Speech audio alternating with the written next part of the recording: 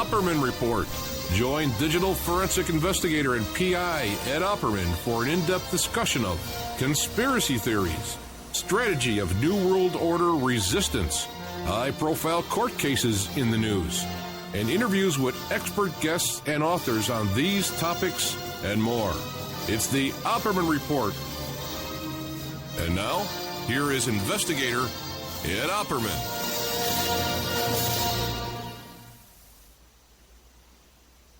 Okay, welcome to the Opperman Report. I'm your host, private investigator Ed Opperman, and this show is brought to you by emailrevealer.com. That's my website. If you need to locate anybody for the holidays, or want to locate a long-lost relative or something like that, we do locates for you, asset searches, all kind of private investigation work. Also, it's brought to you by our new sponsor, MichiganMushrooms.net. Check out MichiganMushrooms.net. They have a sample packet. They can ship it out to you. They can still get it to your friends and family. A nice sample packet, Christmas gift of their sample mushrooms. And you can check them out on Facebook at Michigan Mushrooms LLC. If this is your first time listening to the show, please check out OppermanReport.com. That's my show website. And we have all kinds of additional content on there, exclusive interviews that are only available to members that subscribe to support the show. And also, too, don't forget you can contact me at oppermanreport@gmail.com for any kind of, you want to advertise on the show, advertising opportunities. We're constantly adding new stations every week, so we look forward to helping you promote your business. Today, we're doing a show. But before I get to our guest, Mark R. Elsis, who wrote this fascinating article called "Who Authorized the Death of John Lennon?" Or Who Authorized the Assassination of John Lennon? I just want to give a little breaking news out there. I just heard that Maury Terry, the author of the book "The Ultimate Evil," just passed on. He passed on Wednesday night due to congenital heart failure, and he's been in the hospital for the past few weeks. And so our hearts, our prayers, and our thoughts and our love goes out to the Maury Terry family and everybody who supported all the Maury Terry books and all his documentaries and stuff, all the hard work that he's done in all these years. We just did a show just last week, last Friday, that touched on a lot of topics that Maury Terry covered. So God bless you, Maury. Rest in peace, my friend. We are here today with Mark R. Elsis. And he's an expert on John Lennon and the John Lennon assassination. He even had some contact with Phil Spector. So we got a lot of great stuff to talk about. So, Mark, are you there? Yes, I am, Ed. And thank you very much for having me on to discuss John's life and his assassination. Yeah, thanks so much, my friend. So why don't you tell us about yourself? Who is Mark Elsis? Well, I was born in Manhattan and raised in Elmhurst, Queens. My father and Robin Leach started the first rock and roll magazine in the world called Go Magazine back in the 60s. Sort of ran out of business by Rolling Stone when the big money came in. I was 6 years old when the Beatles came on Ed Sullivan on February 9th, 1964. And, of course, it captivated me as a 6-year-old boy. And as we know, that was 79 days after President John F. Kennedy was assassinated. And so the country this was the time that we got out of the mourning. And even as a 6-year-old boy, I understood this back then, that what happened to my president, and that this whole wake period of 2.5 months or so until the Beatles came on Ed Sullivan, and when they were, it was 73 million people viewed them. It was quite an unbelievable happening. So from that, I just became a huge fan of the Beatles, of course, like a lot of people. And there was a day that sort of changed my life. I say that in my first 9 years of my life, by the time I was 9, I figured out I was in an insane asylum, knowing that my president was assassinated, Malcolm X assassinated, Medgar Evers assassinated, and the Vietnam War, and I was brought up Roman Catholic in like I said, New York City, and my cardinal at the time was Cardinal Spellman, and it was interesting because I was just learning my catechism and the commandments, and Cardinal Spellman was Vietnam War was also nicknamed Spellman's War, and as a young boy, I realized here we have the leader of Catholicism, not only for New York but for the United States, and I kept on hearing him say, go to, like he was a cheerleader for the Vietnam War, and one time he was on, I forget if it was radio or TV, but my mom was there, and he was once again cheerleading, and I said, Mom, I'm, it's up in number 6 on the 10 Commandments says, "Thou shalt not kill," and this man is telling boys to go over to war, and she goes, "The commandments are right; he is wrong." So I was disillusioned by a lot of things by the time I was 9 years old, but there was something that happened on a Sunday night, June 25th, 1967, which was our world first satellite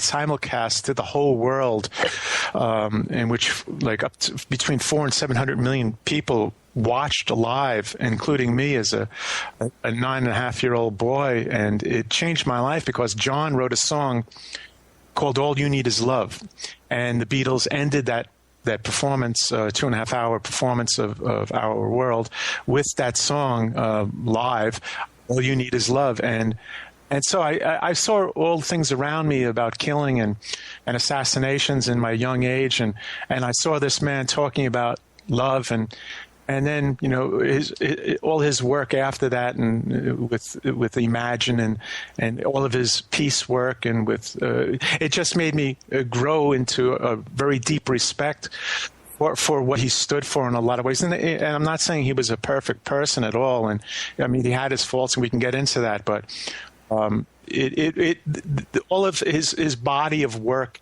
really resonated with me my whole life. I was a very peaceful orientated person and nonviolent, and so that gave me to really resonating with who he was. And when he moved to New York in 1971, I was like, oh my, and he's in my home city and that whole thing. And so it was I just started reading more about him, and he was in the news all the time, and so I became more and more of a like a fan, I guess. And anyway, so long story short, and when I created the largest network of internet sites in the world, Love Earth Network. And when people were creating one site, I created hundreds and hundreds and hundreds of top-level domain names on every subject to try to enlighten humanity to the many problems that we face here on the planet, and to overcome them and shed knowledge and love that way. And I swore, by the way, I was there for John's assassination, and we can get into that later. And that's what made me do this, is that I saw the internet for what it was, the last bastion of free speech. So I did this, and one of the sites that I created was John-Lennon.com, and it turned out to be the #1 site in the world when you put in Google for many, many years till Wikipedia and Yoko put JohnLennon.com up, and it's still #3 in the world. So this is I guess where my expertise came, and I was there the night of the assassination longer than anybody else. And so I have a lot of background with John, and he truly resonated with my being. So that's sort of my long, short story of my synopsis of my expertise, Ed. Well, just jumping around a little bit, did Yoko ever try and contact you to get the John-Lennon.com domain? That's interesting because sort of a can of worms, but everything is. No, it's I actually had a few Beatles sites. Matter of fact, I had a lot of Beatles sites, and I went to the Beatles to make a deal with them, and this was not about money. And it was about it was a win-win situation, and I ended up getting sued by Apple Corps and the Beatles lawyers, even after I put forth what I'm about to tell you to them, which is I said, look, there are hundreds of sites already for the Beatles, if not thousands, online already, and this is back in 97, 98, 99, and I said, a lot of them are spent hundreds of hours. They're excellent sites, and yet they have the worst URLs, this thing / tilde, that thing, blah, blah, blah, da, da, da. Right. And they're unrecognizable. So I said to the Beatles people, I said, look, I have all of these sites. Why don't you take these sites and I can help you with all of the people that are online that are honoring, the Beatles the best. And you can let them have these URLs like ethebeatles.com or ebeatles.com or ibeatles.com, all these different names that I had. And you can keep control of the website, the domain itself, but let them use it. And these people will be, I'm like, I got recognized by the Beatles and double down on the work that they do. So, but anyway, I lost the suit and I shouldn't have, because I had a safe harbor, and it's a real sore spot for me. But Yoko didn't come after John Lennon, and I think it was Sean who I met, and I can get into that. But I think it was because I just finished a study on rainforest and mass species extinction, and Sean was very big on that. And I think he stepped in and told his mother, "This guy is really good." And he's out for the right purposes, and it's not about money, and so, because I never made money on any of these celebrity sites, which is the safe harbor in these rulings, but it was a kangaroo court, and so anyway, the John Lennon sites were not touched in this lawsuit. So yes, and actually, Yoko, I got a brief little note from Yoko a couple of years later when my site was #1 in the world for John, and it said, thank you very much, keep up the good work, type of thing. So, really? but she didn't respond to me when I asked her for the film. So, it was interesting. That's because you produced a film called, I believe, Strawberry Fields. Right, keeping the spirit of John Lennon alive, and I hired videographers to shoot in Strawberry Fields many times for the birthday of John Lennon and the commemoration of his assassination day, both.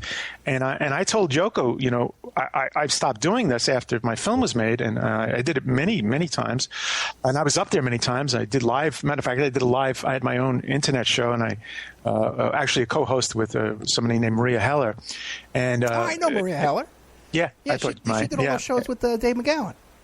Yep, Dave just passed. Yep. Matter of fact, Dave sort of took my place after I left with Maria. I had a show called Earth News Hour with Maria, and I was her top guest when she first began, blah, blah, blah. Anyway, I did a live on the 25th commemoration of his assassination. I did a live remote from Strawberry Fields on the internet, which was one of the first, I think, that it's ever happened like that. Anyway, it's just, There were just many things, and how many people came to me about John when it was the #1 site at emails, and I got this one email from this man who said his son, an 18-year-old son, had just wrote and recorded this song called "Crying for John Lennon," and could he send it to me in these new MP3 file? I said, yeah, sure, and so I got it and I listened to it, and it was just a beautiful song. It actually brought tears to my eyes. I must have listened to it 20 times or more, and long story short on that is that when I did my interview with Phil Spector for the film, and I got the first interview with Phil in over 30 years, and he ended up the Hargo and his father lived out in California, and when we were at Phil's mansion, I asked Phil, can they sit in, and he said sure. So they sat in, and I asked him, I already asked him beforehand, but after the interview, I said, Phil, can you listen to the song? And da-da-da. He goes, sure, da-da-da. And we went into his studio and we played it. And he goes, where's the lyric sheet? I gave him the lyric sheet. And he loved the song. And long story short on that, he produced his last great song, which I still have. It's called Crying for John Lennon. So it was funny that the production value, when I first got it, it was a great song. I saw it for what it was. But the production value was it was like garage style, and little did I know, 3 years later, I'll have the Wall of Sound, the greatest producer in rock and roll history, produce that song and turn out to be an unbelievable song, which someday I'm going to release. I almost did it for John's 75th birthday, but I think I'm going to do it for his 80th birthday. But anyway, so you were actually in Phil Spector's home where the murder took place. Yes, I was, and I know a lot about the murder. If you want to get into that, I followed it, and I became very friendly with Phil, and I've been out to his place a couple of times, and I followed his both of his trials, and I could tell you a lot of stuff. The gist of it is, if I had to tell you in one sentence, I don't think he did it. Is what I would tell you, and I'm not saying that because I'm sort of friendly with Phil now. I call things like they are, and after a lot of it's very strange that the girl that died there, Lana Clarkson. It's all you need in a murder trial, and I'll tell you just this about it, is that you need reasonable doubt, and Phil had the best lawyers money could buy in this country. Okay, he had everybody, and they found out under the Hollywood Madam's court case deposition that Lana Clarkson worked for her. Okay, this doesn't mean anything. That okay, she was a high class call girl. No, they actually had intimate conversations, and this is what they found out. They found out that Lana Clarkson had a particular fetish, and her fetish was sucking on guns. So when they found this out, of course, they realized the case is over. And when they put it into court, the judge said this is inadmissible evidence. It's character assassination, and he didn't allow it in. The court, it was talk about kangaroo courts.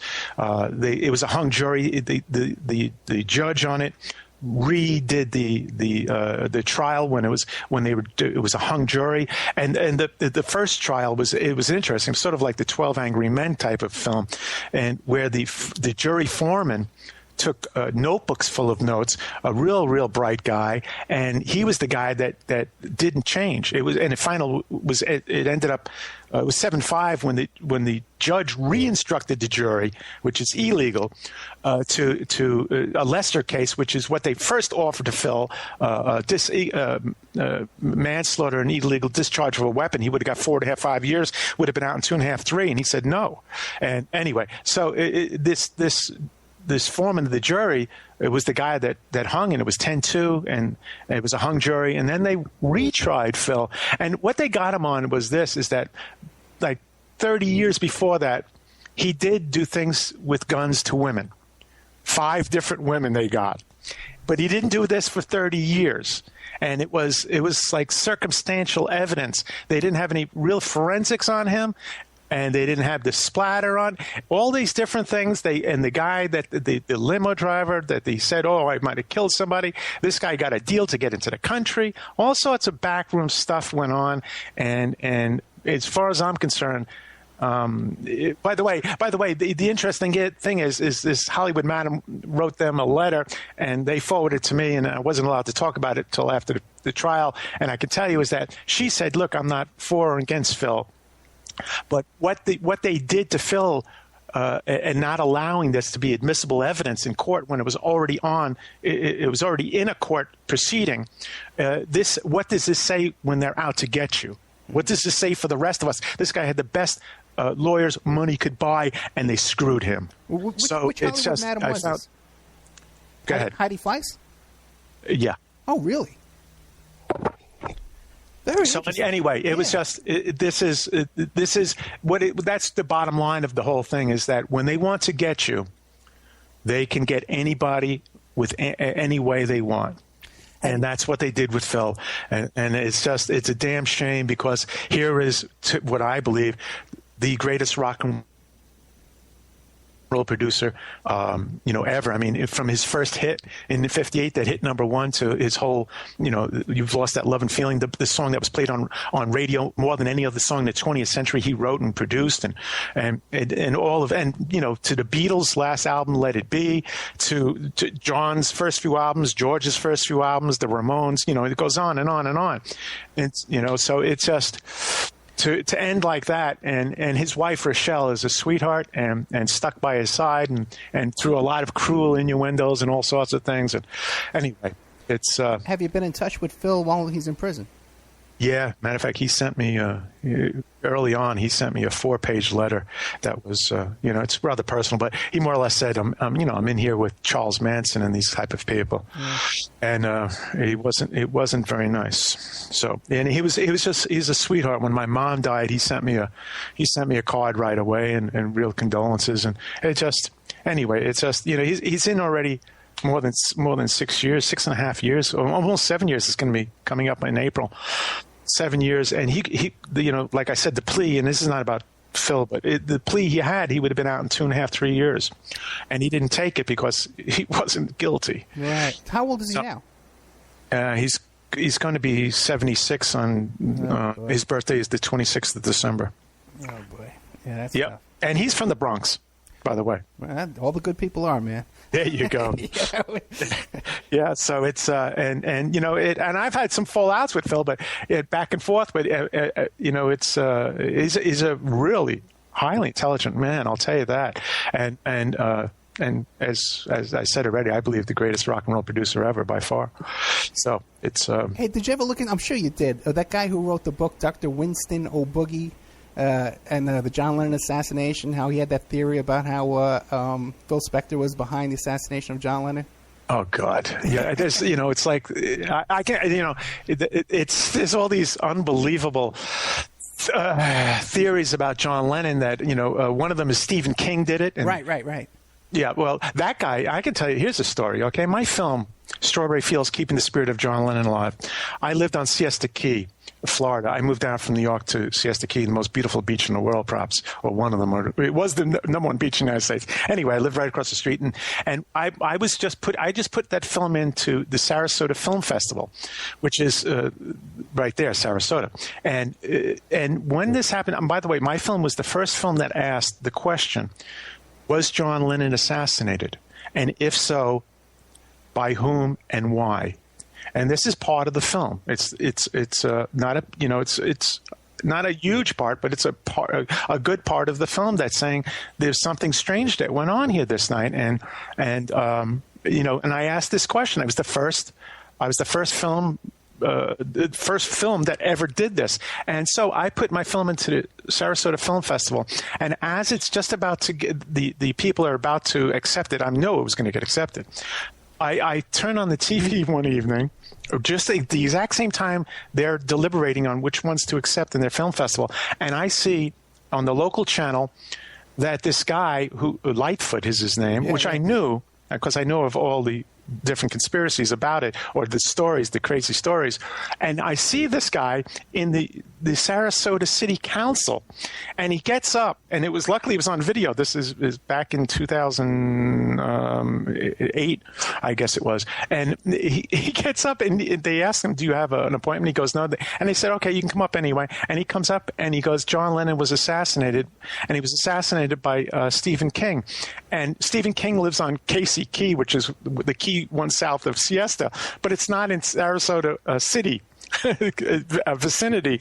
Either was I on Siesta, but anyway. But they said so, and they started all sort of chuckling almost, and went, well, that's not in our jurisdiction, blah blah blah. So blah blah. But this made like front page news in Sarasota, and the lead story in the news, and how this this guy came and came up with this ludicrous assassination theory of Stephen King.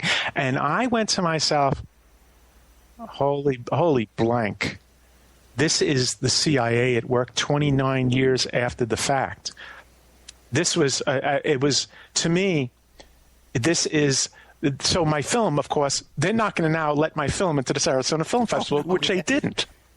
And I said, is this the length that they go to? And I know all about the CIA and how they work. I know I'm an expert on John F. Kennedy's assassination, Martin Luther King's assassination, Bobby Kennedy's assassination, and John Lennon's assassination. I'm one of the... So Lightfoot. Now, Lightfoot lives down in Florida now?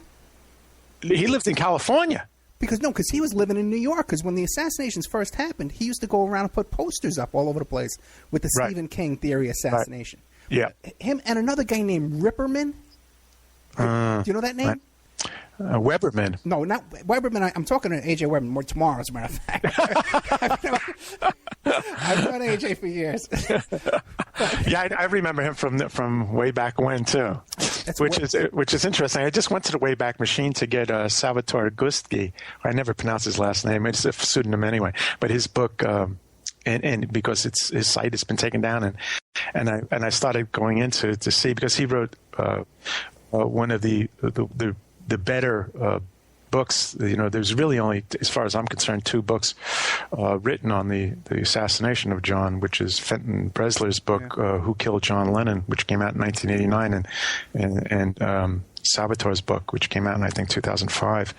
And I wrote an article that I put out on john-lennon.net in, I think, December 8th, 2002. I think I put that out, and I was still, and I was wrong, and I'm a big enough person to say I know when I'm wrong. I thought that actually Chapman was just an MK Ultra assassin. Okay. I actually thought he did it. I've now changed my theory on that, and we can get into that. And but I do not think Chapman did it. Matter of fact, I'm nearly positive he didn't do it. So you don't think Chapman fired any shots at all? I do not think that Chapman fired any shots at all. The angle. Look, I was driving a taxi that night. Okay.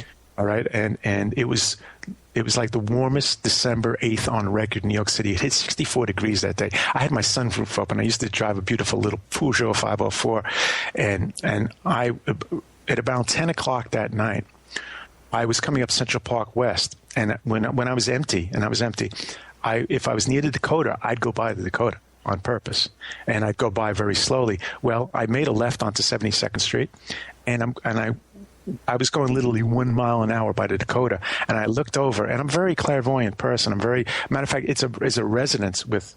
It's sort of like Dr. Ruber Sheldrake's morphic field whole theory, which I'm not going to get into, but which I believe in.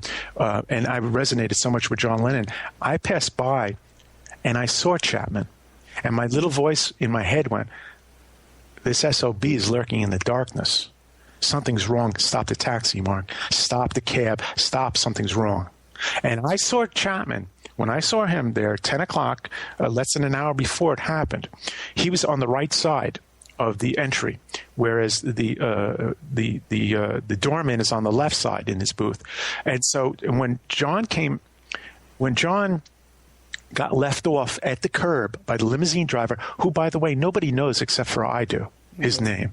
Nobody, the police never interviewed this man. He's now deceased. But there's only 3 people, and maybe the limousine driver, that actually physically saw the assassination. Everything else is hearsay.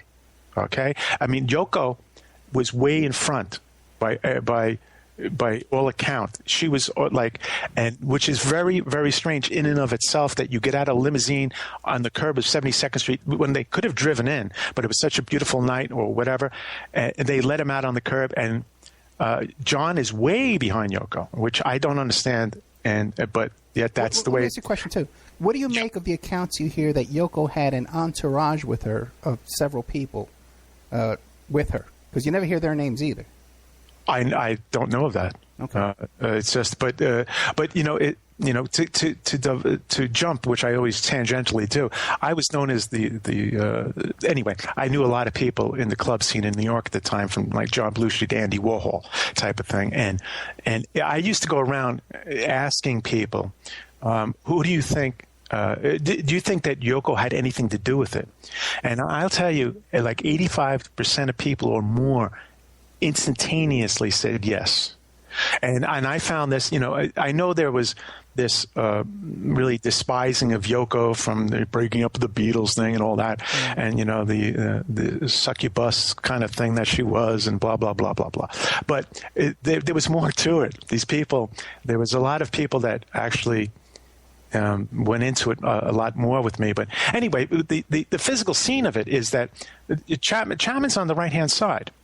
And Lennon shot his wounds. By the way, and the autopsy, no one has seen. Well, one guy has seen, but it's not allowed because of Yoko. The family will not allow it. I hope Sean or when Yoko passes, we'll allow the autopsy to be shown. We only have the police sketches of it, but it's the doctors at Roosevelt Hospital, which is the whole controversy about that too. Yeah, the doctor, that said he was there, wasn't there. A new guy just came out and said, I was the guy that actually held John Lennon's heart in my hands, trying to resuscitate him. And so anyway, and there's a lot of murky stuff around this, but the angle, and in Fenton Bresler's book, Stephen Spiro and Cullen, but Spiro quoted saying there's 3 bullet holes in the glass. And there are, and I spoke to Cullen, by the way, who was the second cop on the scene. I spoke to him for well over an hour, and he was very forthcoming. But so get back to it is that you have Lennon's wounds were on the left side of his back, and there he had. Supposedly Chapman had a Charter Arms snub-nose 38 with hollow point bullets, where, by the way, jumping around once again, Chapman signed out. He bought the gun in Hawaii. He lived in Hawaii. He came to New York on October 29th, 1980, and then realized he didn't have any bullets, and New York won't sell you bullets. So he went down to where he used to live in Georgia, and he went down to a friend who was a cop, and supposedly got hollow point bullets, dumb bullets, the most deadly bullets in the world, and which nothing's ever happened to his cop, Dana Reeves, I believe his name was, his friend, and he comes back to New York. And he's stalking Lennon in New York in early November. He finally goes to see Robert Redford's Ordinary People, and he has a change of heart. He flies back to Hawaii. And when he flies back to Hawaii, and Fenton Bresler in his book says, and he goes to his wife, his new wife, who's Japanese American, and he goes to her. He says, "Well, I went there to kill John, but I threw the guns and the bullets in the Pacific Ocean." And there's some discrepancy about this, but that's what Fenton Bresler says. But you then have him coming back. He signs out his last job with John Lennon, crosses it out. He gets on a plane, which this is. Well, wait a second. About that signing that log, John Lennon, there's some controversy about that as well. Because that was picked up, it wound up in the National Enquirer, one of the tabloids or something like that. Right. And the chain of custody, the chain of evidence with that so-called signing John Lennon's name. That's this controversy about everything, man. There is. Yes, there is. There's, matter of fact, there's controversy about what I'm about to bring up, which is one of this controversy about everything was his gun, like Robert F. Kennedy's gun, this Hands thing. It was the chain of evidence, just like the chain of evidence in the magic bullet, CE 399 in Kennedy's case. The chain of custody it's so murky, it's unbelievable, and it's, by the way, this is done on purpose. A lot of this stuff I see from the exact opposite way, because if it wasn't, in high-profile cases like this, these things, you dot the I's and you cross the T's, everything done correct. And in all these cases, it's not, which tells you volumes in my eyes. But to go back, you have him coming back to New York. He tells his wife, "Oh, I'm going back to visit my grandmother in Chicago," and he has a plane ticket for December 2nd.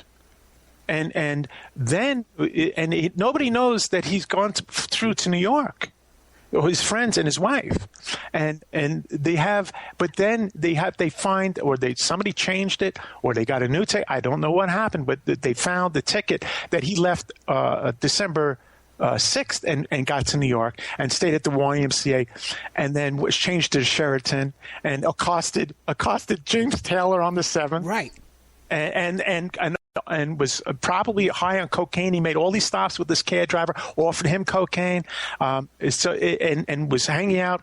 This plane ticket is really, really weird, because it was his handler. I mean, this guy's an MK Ultra candidate. By the way, he tried to commit suicide twice.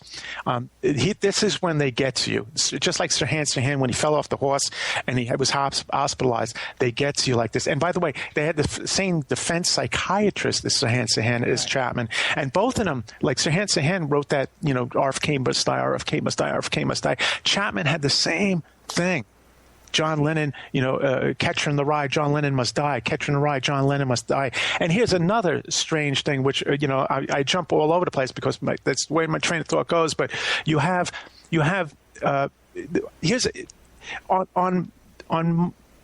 I stumbled upon this when I wrote Who Authorized the Assassination of John Lennon. And it's that on March 31st, 1968, President Johnson comes on national TV and goes, "I'm not running for re-election. I'm out of here." And so he becomes what is known as a lame duck, which is total power vacuum in Washington. 4 days later, Dr. Martin Luther King Jr. is taken out in Memphis. And I've spoken to his son, Dexter, and that's a whole other thing. But he's taken out. 63 days later, Bobby Kennedy is taken out after he wins the California primary in the Ambassador Hotel in the pantry. And so after he is going to be now the Democratic nominee de facto, he is taken out by supposedly Sirhan Sirhan. So you have these two major assassinations happen during a power vacuum, a lame duck in Washington. Now, you fast forward 12 years, and on November 4th, 1980, President Carter and Vice President Mondale lose to a new right-wing administration of Ronald Wilson Reagan and George Herbert Walker Bush, who was, of course, with the CIA from the very beginning, the Bay of Pigs and all that, and didn't know anything about that. But he didn't have any association with the CIA until he was nominated to be the head of the CIA, and he was for 355 days, and to shut up the Church Committee and all this other people, threaten him, and they named the building after him. But and they have now you have these new right-wing people coming in. So you have James Earl Carter, President Carter, now a total lame duck after he loses the election till Reagan's going to get inaugurated on January 20th, 81. And so you have, once again, a power vacuum. And what happens during this power vacuum is the greatest singer-songwriter and the most influential political artist of the 20th century is assassinated, John Lennon. And so you have this is not a coincidence that is done at this time. I can go on about other things that bring this to light even more so. Okay. But these three assassinations all happened during lame duck, and I was the person that stumbled upon this because I just know a lot of information. And when you do, you have a lot of pieces to the jigsaw puzzle and things come to you. And that's the way it works anyway. When you're working on something for your lifetime, different things just fall in place, and it's amazing. But yeah, and you also have another thing. Wait, hold on, Mark. We got to take a commercial break. I'll let you go for 6 minutes because I'm at the end of my seat. I got to keep interrupting. I said, no, let him go. One thing I want to ask you when we get back, I got a whole list of questions, okay? Good. One thing I want to ask you is about the cab drivers that were driving, the other cab driver, not you, the cab driver, the other cab drivers, because I read all this stuff too in the Post and the Daily News. They had like full page pull-out spreads day after day after day after day on this case, in New York City back in those days. Right. Do you have the names of those other cab drivers who drove him around? No, I don't. Yeah, no one does, man. No, and that's the thing about it, that the limo driver, I'm the only person in the world that has his name. Yeah, where those cab drivers now, why? Now, wait a second. The question is, this is John Lennon's assassination. The only people that could have possibly saw it were John Lennon, Mark David Chapman, and somebody I'm going to bring up at length, Jose Perdermo, the doorman, who was not mentioned for over 6 years in print. His name. Isn't that coincidental? But like I said, that in and of itself tells you volumes. Okay, we'll be right back with more of the assassination. Who authorized the assassination of John Lennon? Mark R. Elsis. We'll be right back after these messages. And now a word from our sponsors. Pacific West Bamboo, your premier source for sustainable building material. They provide construction-grade and craft-grade bamboo material for all your indoor, outdoor, and gardening needs. Contact them for event planning and display building as well. 503-839-8126. Or you go to their new website, pacificwestbamboo.com. Or you can contact them on Facebook at Pacific West Bamboo. That's 503-839-8126. Amanda from Pacific West Bamboo was our first sponsor. She's been so good to us, so please support her in return. I want to make everybody aware of our new members section at www.oppermanreport.com. You can go there and sign up for a monthly, quarterly, or yearly subscription. You can even purchase episodes one by one.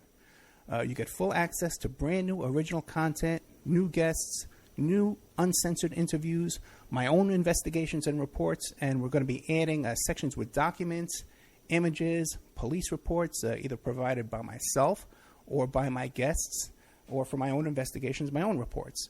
So you can go to oppermanreport.com and you can sign up there tonight. You can start listening tonight. Strawman. I want to mention Strawman. Strawman is a band out of Toronto, Canada. They're good friends of the Opperman Report. They're a trio of guys who share the same mindset most of us here do, and they put that energy into their words and music. So check them out at strawmanmusic.com and drop them a line to let them know that you heard them here on the Opperman Report. We'll be doing an interview with Sean Duffy soon.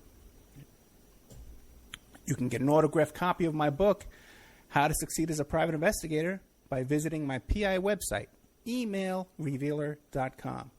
We also offer a computer and cell phone forensics. We can recover deleted text messages to uncover infidelity.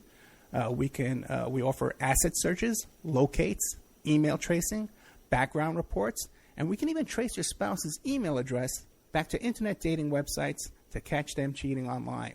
You can reach us at 800-572-9762, or you can email me at emailrevealer@aol.com. New World Mexican Women. Everyone loves the New World Mexican Women, and their line of fine, handcrafted, authentic Mexican jewelry of stone mosaic and abalone stone inlay. In their first book, titled New World Mexican Women, available on lulu.com, they teach you how to make this jewelry, and they have a collection of love letters to their men from their hometown that have immigrated to the United States to find work.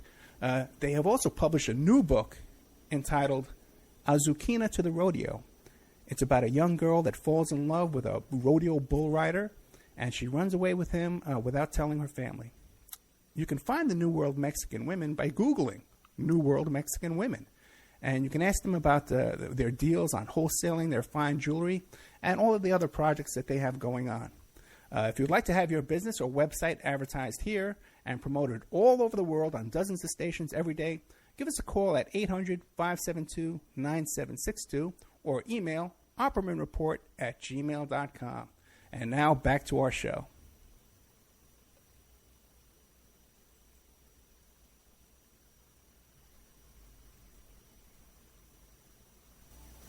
Welcome back to the Opperman Report. I'm your host, Private Investigator Ed Opperman. Before we get back to our guest, Mark R. Elsis, I want to remind you about our newest sponsor, MichiganMushrooms.net. They offer the highest quality chaga chunks available anywhere, picked fresh from healthy live trees in Michigan's Upper Peninsula, sun-dried and quickly shipped to you. They're very proud of their long-standing reputation as trusted farmers and collectors of wild gourmet and medicinal mushrooms.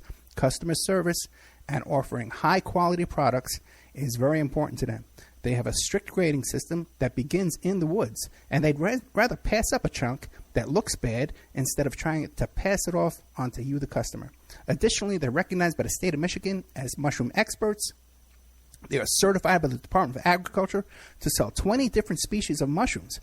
Proof of this certification, as well as laboratory test results showing the levels of polysaccharides and betulinic acid and more, are available upon request. That's MichiganMushroom.net. You can place an order right now. You can get a Christmas gift out to your friends and family, or you can go to their Facebook page, Michigan Mushrooms LLC, and give them a little like there and send them a note, tell them you heard about them on the Opperman Report.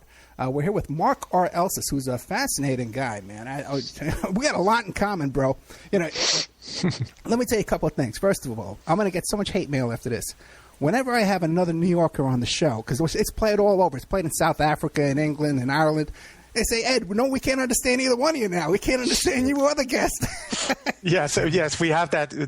We talk like too quickly, like hockey announcers type of thing. But listen, I will try to enunciate like John did right before November 4th. Yeah, good luck with that. 1963, in front of the Queen. Huh? I'll just rattle your jewelry, babe. You know, he was going to drop the F word there too. Oh, really? And Epstein and Paul McCartney said, do not say rattle your effing jewelry. I just saw a video today. But you see, I love this. I just saw it again because Twist and Shout, man. It's just I want to play that at my funeral like full blast. But it's like you see him sheepishly being like a little boy after he does that. After he, it's like making fun of the royal family sitting there. It's pretty. Just saw pretty ballsy. I saw a video today. I never saw before. It was right around that time, and he has a bottle of Coke in his hand. And yes. He puts it up to his nose, and he taps his nose. That was in Hard Day's Night. Oh, really? Yeah. Hey, so as a matter of fact, there's a story. Here's off the wall. I never even thought about it till just now. Okay. I'm driving my taxi in Manhattan, and I'm coming across, I think it was 79th Street from coming up to Park Avenue from Lexington. I'm going west on 79th, and I see this most beautiful woman put her hand up. And I go, oh, my God, she's gorgeous. I mean, like, wow. And dressed like just, and I've seen it all in New York, driving taxi. And so she gets in the cab, and the exact moment she shuts the door behind her, the song Something comes on the radio. I used to listen to WNEW a lot. And it comes on, I mean, like there was some kind of magical timing. And she goes, oh, George wrote this song for me, supposedly like Abraham Lincoln wrote the Gettysburg Address on the back of a paper bag. And I went, Patty? And she goes, oh, yes, Patty. My name's Patty. And I said, Patty Boyd? Yes. And I just was like, wow. You have to be kidding. What is the likelihood? This is, by the way, that microcosm is my life in a nutshell. I've had a Forrest Gumpish life times 10.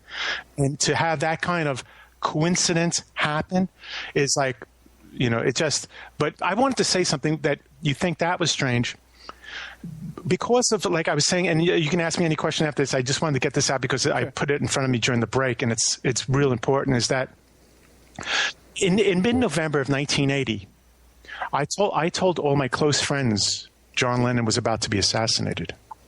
I said the powers that be were going to blame it on a lone, deranged, crazy fan, that this person will never have a real trial, and I didn't know how I knew all this, but it happened.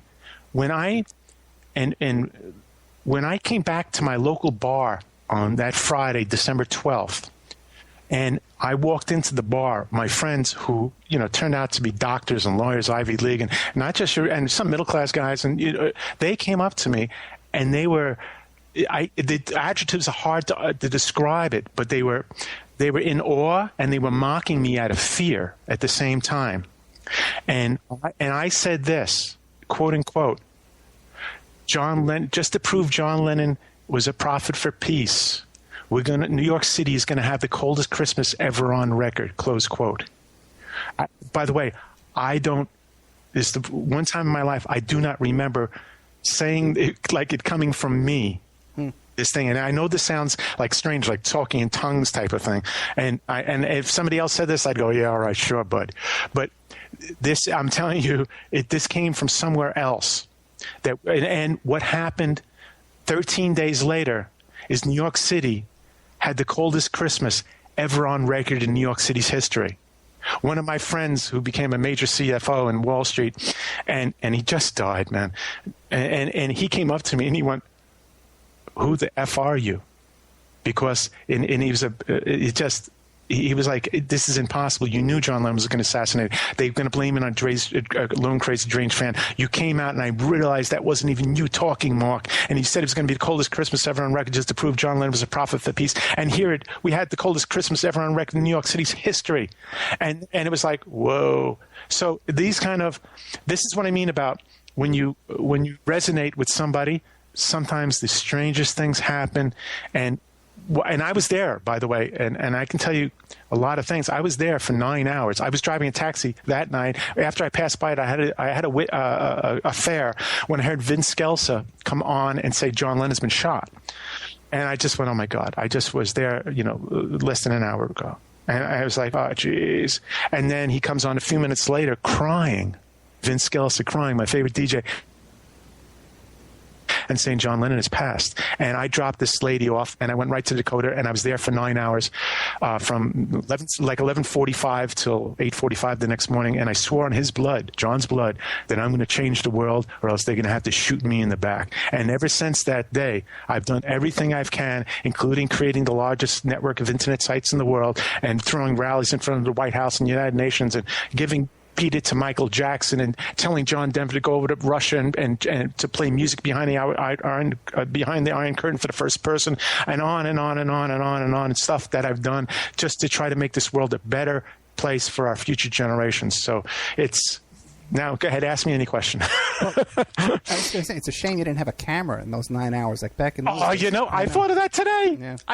For one of the first times I went, I got interviewed by Newsday and somebody else, and I was just thinking that, just like saying, I should have just ran and I used to carry a camera with me sometimes while I drove, so it was very strange. It wasn't. I should have just went and got one. Yep. I'll tell you. You talk about synchronicity because you mentioned driving a Peugeot. My dad had a Peugeot. It was the first car we ever got when I was a kid, in like 1964. It paid $900 for it, brand new. And then we had just bought a Project Peugeot. We bought another one around the same year, right around that same time when I was in high school, because I was 18 when Lennon was shot.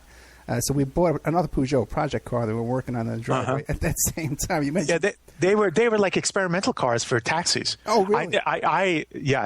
People love them. I mean, it's just, especially women. I could go off and tell you stories about that, but it's just, and they were an excellent car. Yeah, it was a fun car, easy to fix too, easy to work on.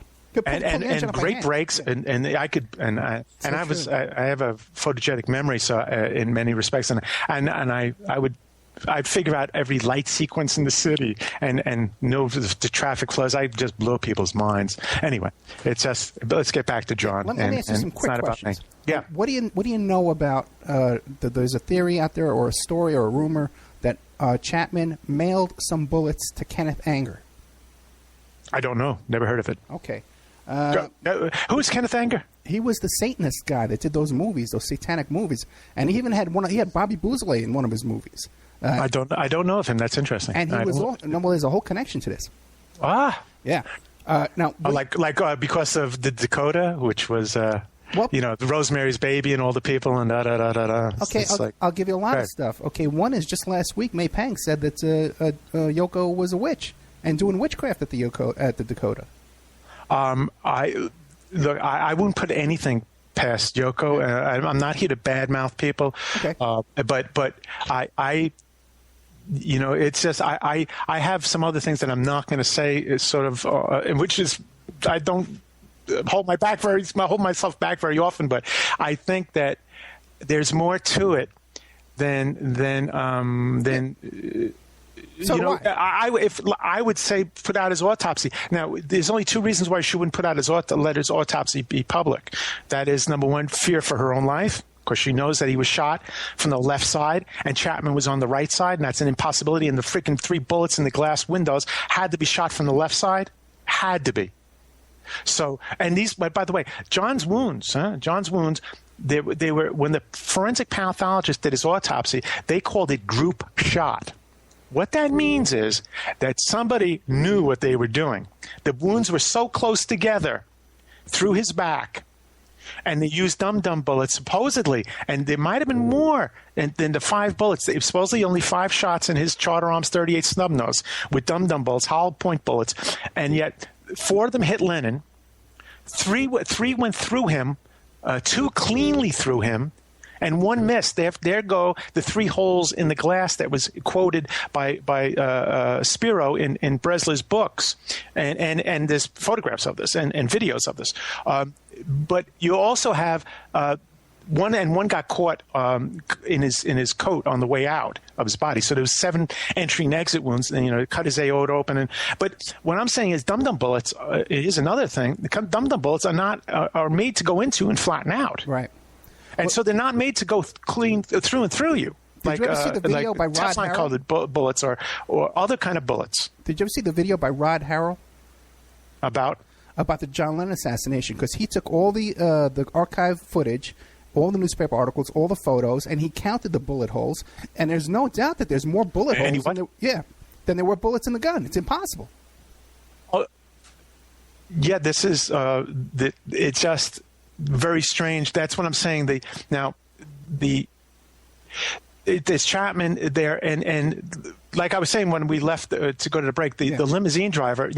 There's only Lennon, Chapman, Perdermo, and maybe the limousine driver that was still there. Most likely the limousine driver. When I was a taxi driver, I would wait, and if I had John Lennon, I would have waited till he was inside the gates and stuff myself before I pulled away. I used to do that for women all the time, even guys late at night when they're going into their homes. I just, for safety kind of reasons. Anyway, and I found, by the way, there's the other interesting thing is that as I said, Chapman goes home to Hawaii, comes back again, and is stalking him, leaves his whole Sheridan dresser full of like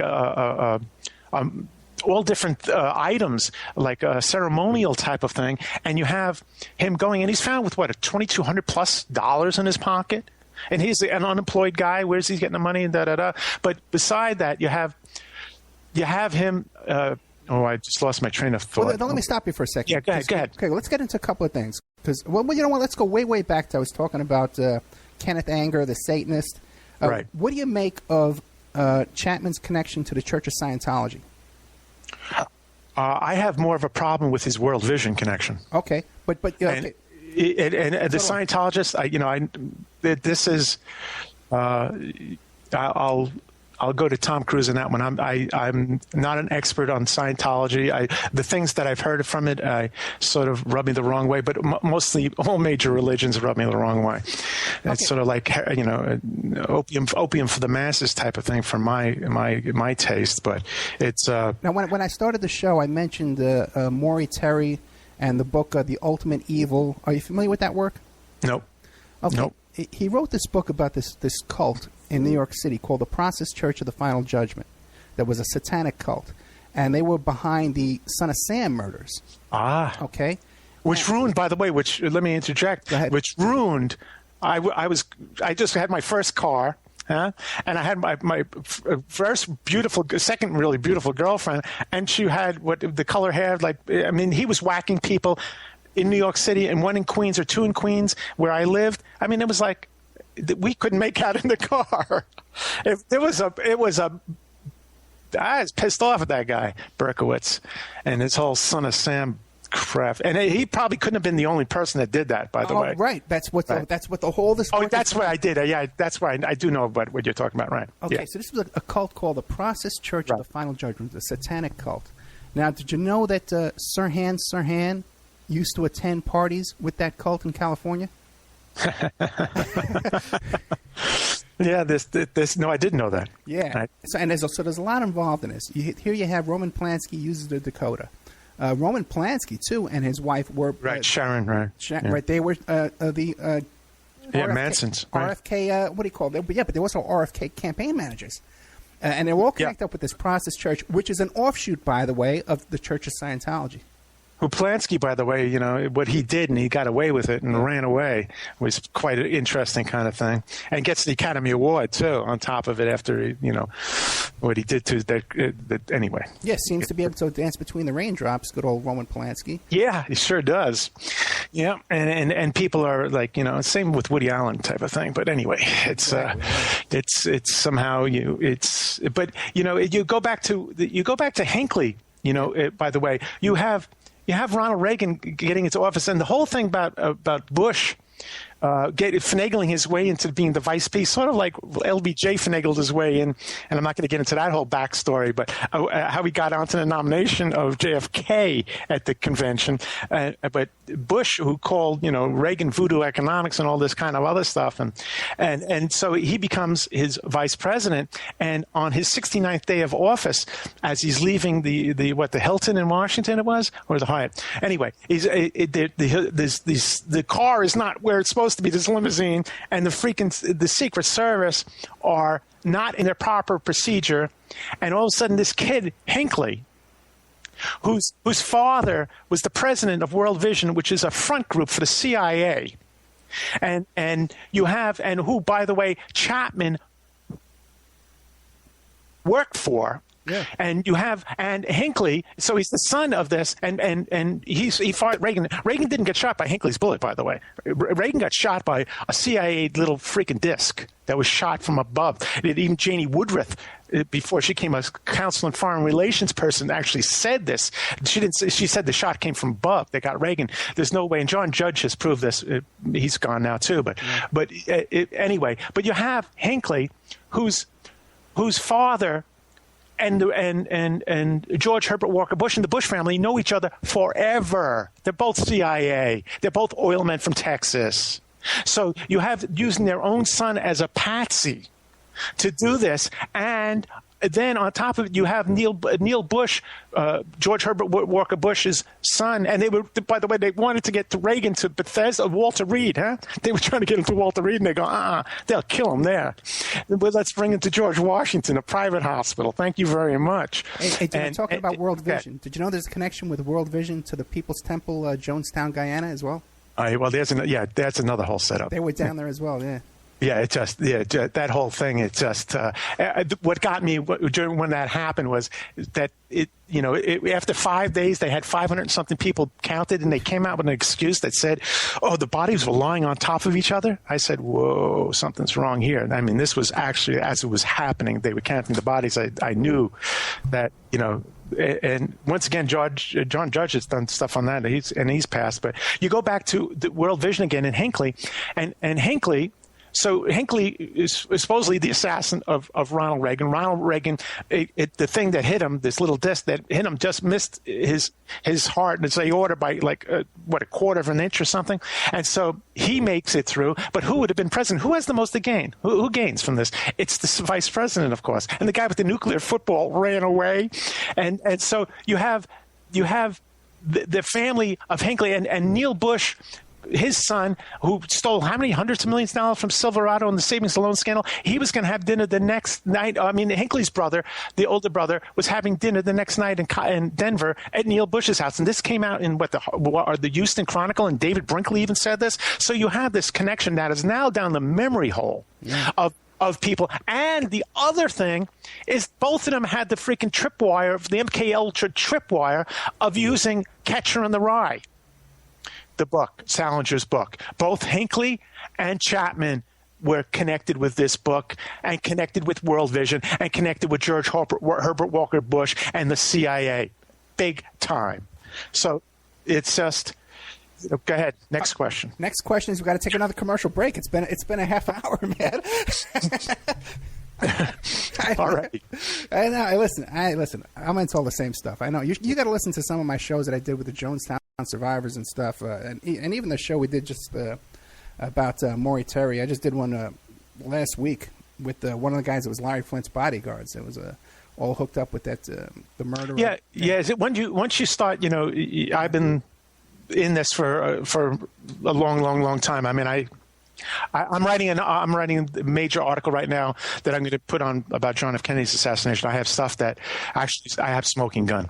But anyway, let's take a break and we'll talk. We'll be right back after this with more of Mark R. Elsis. Hey, Mark, what's your biggest website that you want people to go to check you out? What was that?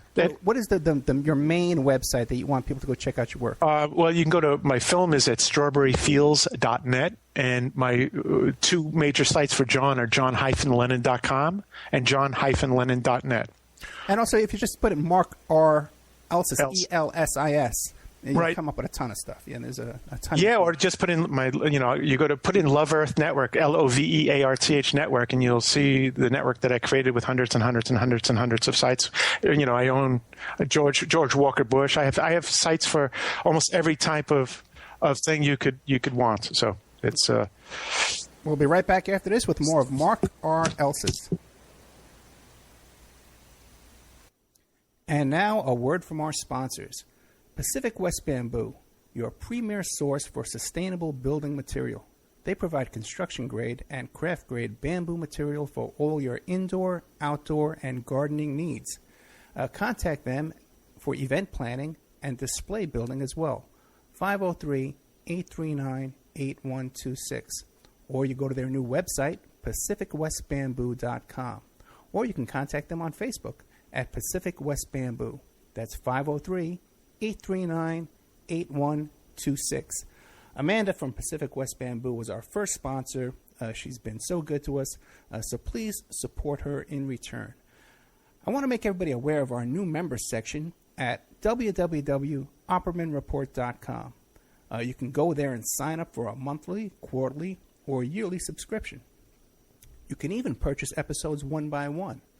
You get full access to brand new original content, new guests, new uncensored interviews, my own investigations and reports, and we're going to be adding sections with documents, images, police reports, either provided by myself or by my guests, or for my own investigations, my own reports. So you can go to oppermanreport.com and you can sign up there tonight. You can start listening tonight. Strawman. I want to mention Strawman. Strawman is a band out of Toronto, Canada. They're good friends of the Opperman Report. They're a trio of guys who share the same mindset most of us here do, and they put that energy into their words and music. So check them out at strawmanmusic.com and drop them a line to let them know that you heard them here on the Opperman Report. We'll be doing an interview with Sean Duffy soon. You can get an autographed copy of my book, How to Succeed as a Private Investigator, by visiting my PI website, emailrevealer.com. We also offer a computer and cell phone forensics. We can recover deleted text messages to uncover infidelity. We offer asset searches, locates, email tracing, background reports, and we can even trace your spouse's email address back to internet dating websites to catch them cheating online. You can reach us at 800-572-9762, or you can email me at emailrevealer@aol.com. New World Mexican Women. Everyone loves the New World Mexican Women, and their line of fine, handcrafted, authentic Mexican jewelry of stone mosaic and abalone stone inlay. In their first book, titled New World Mexican Women, available on lulu.com, they teach you how to make this jewelry, and they have a collection of love letters to their men from their hometown that have immigrated to the United States to find work. They have also published a new book entitled Azuquina to the Rodeo. It's about a young girl that falls in love with a rodeo bull rider, and she runs away with him without telling her family. You can find the New World Mexican Women by Googling New World Mexican Women. And you can ask them about their deals on wholesaling their fine jewelry and all of the other projects that they have going on. If you'd like to have your business or website advertised here and promoted all over the world on dozens of stations every day, give us a call at 800-572-9762 or email oppermanreport@gmail.com. And now back to our show.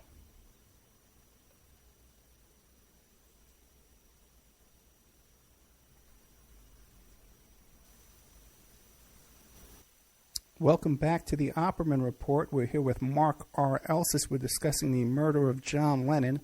Before we get back to our guest, Mark, I want to remind everybody about our sponsor, our newest sponsor, MichiganMushrooms.net. Now, do you find yourself drinking like a third or fourth cup of coffee and thinking to yourself, this can't be healthy? Maybe you should consider an alternative from the kingdom of fungi.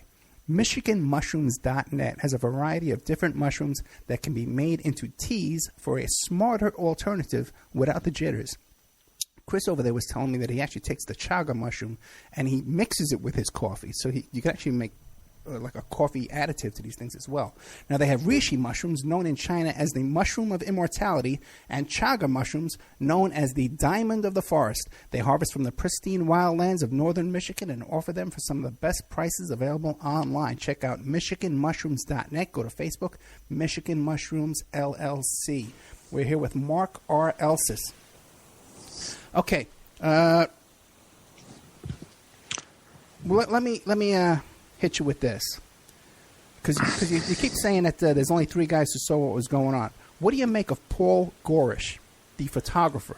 It's interesting. I was just going there myself. Go ahead.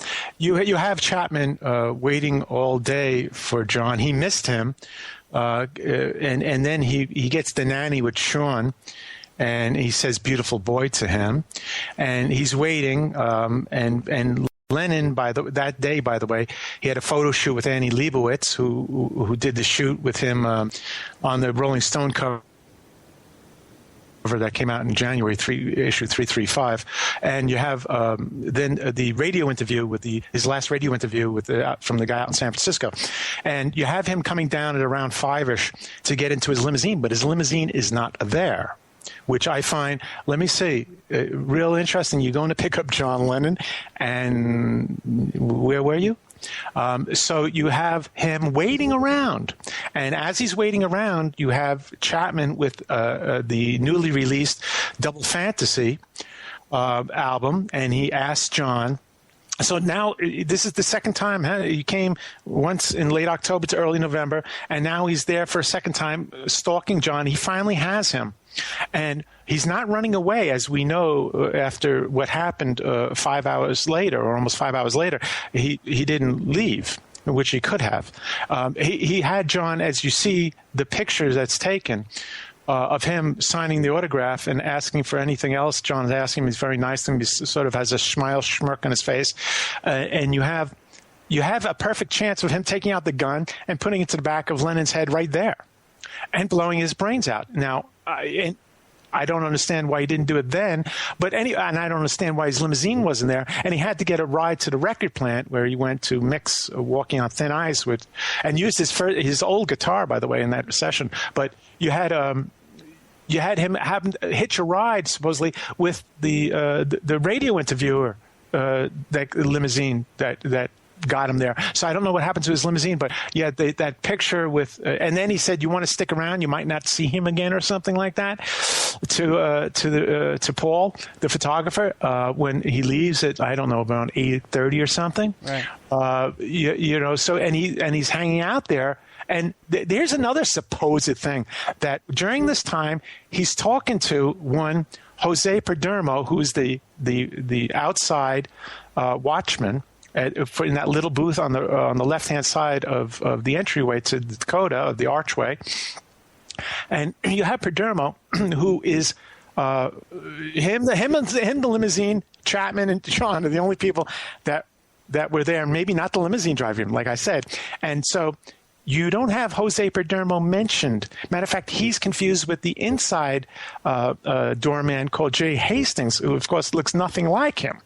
And but you have him misrepresented in the press. You have him not mentioned in any press article till, I believe it was in the People's Magazine article of 87.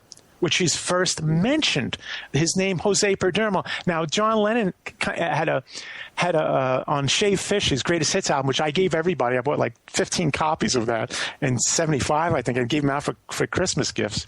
And he has a conspiracy of silence speaks louder than words. That's a quote from John on the back cover of that, I believe. And you have here, so here's a conspiracy of silence.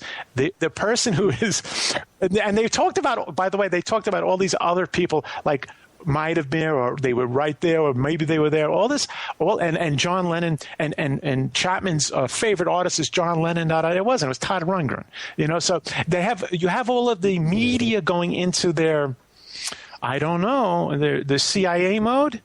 With all of their cockamamie stories that they put out, how he's a loner. He wasn't a loner, and he's a John Lennon fanatic. He really wasn't. And it wasn't. It was Todd Rundgren and John. He used to get into early on. And anyway, so you have all this thing, but you have one here, Jose Perdermo, who's not. And when the first two cops come up, Spiro and Cullen come up, they don't think Chapman had anything to do with it. They think that it's some other guy, an elevator operator or something, who nobody knows. And people have said, "Is this Seaman, Fred Seaman, who's worked for John at the time, and then later got sort of busted in 5 years probation for stealing shit, stealing stuff and blah blah blah off John, and there's some who is this person, but this person is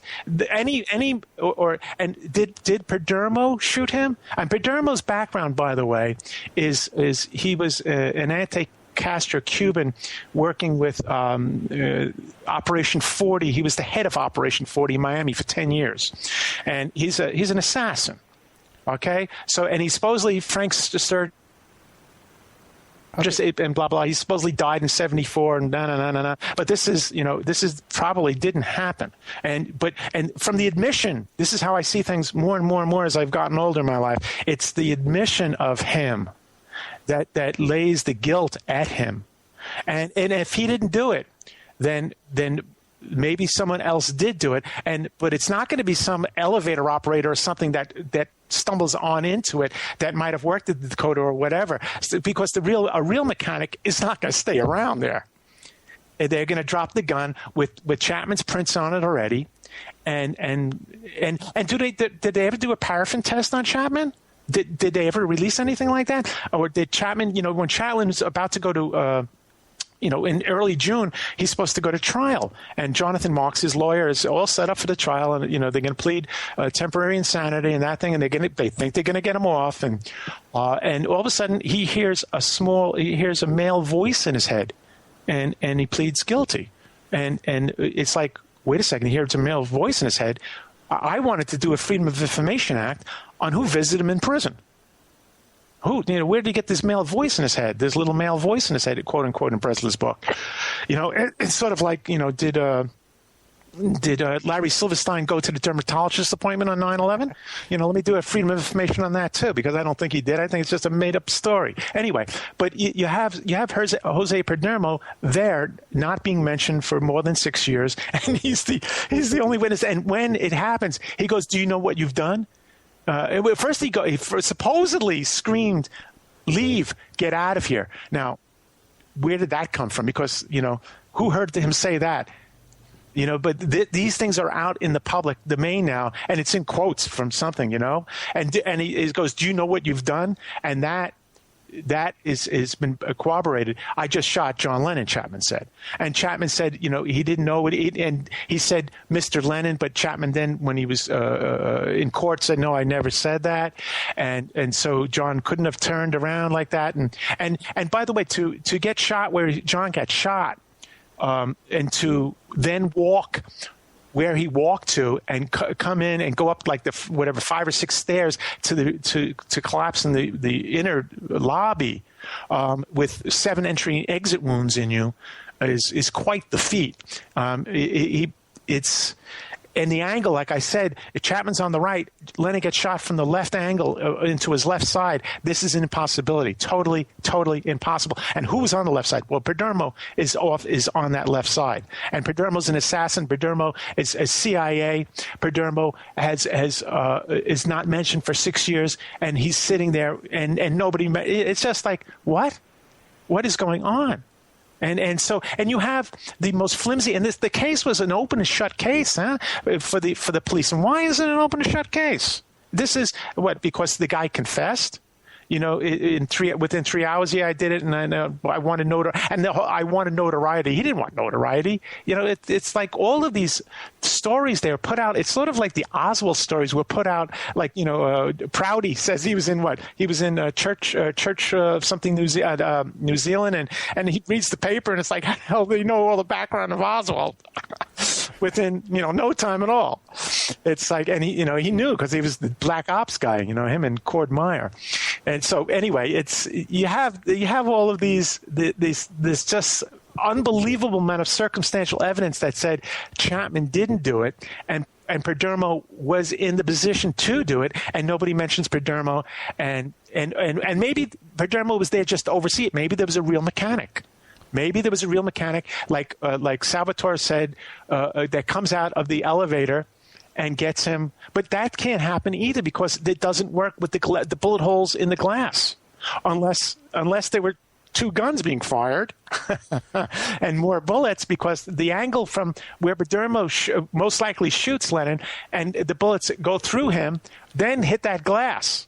And the elevator is almost perpendicular where the entranceway is in the Dakota, so that doesn't work.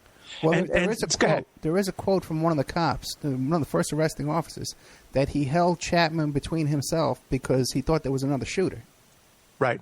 Yeah, that was Cullen. Yeah. That was the guy I talked to. I spoke to Cullen for well over an hour, and he was very forthcoming in he corroborated a lot of things. Now, because there were two other cops that were right around the corner who heard the radio call, and they sped over there like lunatics. How did Cullen and Spiro get there before the other two cops? They said they got a call, and they were right there. They were there within like a minute or so. Yeah. So it's just, and he didn't sound like he was in on anything, Cullen. When I talked to him, he didn't remember seeing the 3 bullet holes in the glass, and I was like, whoa, wait a second. Spiro is quoted in Breslau's book that says that, and there's pictures of them. How do you not see that? But I don't know. But the detectives that don't follow up and the ballistics on all this stuff, and was it the same gun? If you threw the gun in the Pacific Ocean, is it the same gun? And what about the bullets? Did you get the bullets from inside the glass thing and check it with ballistics? Did it match the gun? None of this is known. I know. It's amazing. It's beyond known. That's what I'm saying. And how all the stories are changing. Now there's a different emergency room doctor even. But that's right. There's 3 different. Insane. That's right. Yeah. First, Stephen Lynn takes all the blame. Then another guy, and now another guy saying, "No, I was the guy that held his." It's like what? Now, what do you know about Paul Gorish? I don't. Because his story's changed recently too. How does it change? Well, he's always said that Chapman was a likable guy. He was an easygoing guy. We had no problems with him. We all got along out there in front hanging out. And now recently he says, oh, yeah, he was acting strangely one day, and I confronted him, but then we made up afterwards. Now, but he has an interesting life, this guy, Paul Gorish, because at the time he says that he was a store security guard, working as a store security guard. Right. And his dream was to become a New York City police officer, and that was his goal in life. But after taking this big photo of John Lennon, people started contacting him, rock stars. People like the Beach Boys were flying him out to California to take pictures of them. And again, dude, it's that same thread. The Beach Boys connected to Manson, connected to the Process Church, connected to all this stuff. It's the same bunch, man. It comes up at every angle. Now, yeah, I mean, there's a lot of things that people say about the Beatles and that whole stuff too, which and I know, dude, I have a friend of mine that swears Paul is dead, and he did die back in John, 66. And John met Yoko at the Indica Art Gallery in London. That was owned by the Process Church. and if it didn't say yes when he went up on that ladder, huh? Yeah, right.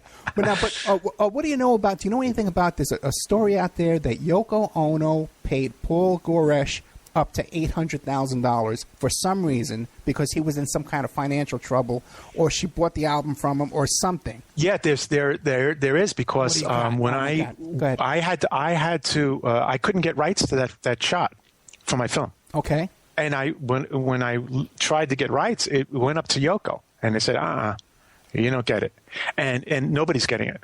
And so I hired a really nice artist that did a rendition of that, and that's what I used to get around that.